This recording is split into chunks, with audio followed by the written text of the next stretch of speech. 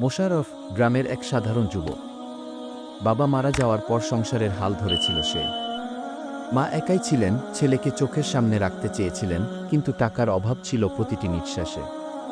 একদিন মোশাররফ বলল, মা, আমি দুবাই যাচ্ছি, তোমার জন্য পাকা ঘর বানাবো গি। মা চোখে পানি নিয়ে বললেন, তুই পাশে থাকলে ঘর কাঁচা হলেও চলতো বাবা গি। কিন্তু মায়ের কথায় থামেনি সে। হাজারো স্বপ্ন নিয়ে উড়াল দিল প্রবাসে। বিদেশের জমকালো শহরের ভেতর তার বাস্তবতা ছিল ভিন্ন। গরমে কাজ, খাবারের কষ্ট, নিঃসঙ্গতা, ভাষার সমস্যা, সবকিছুই কাটার মতো বিধিত প্রতিদিন। মোশাররফ মাঝরাতে ফোন করত মাকে, মা খেয়েছ? আমি ভালো আছি উ। আসলে সে ভালো ছিল না। চোখের নিচে কালি, মুখে শুকনো হাসি।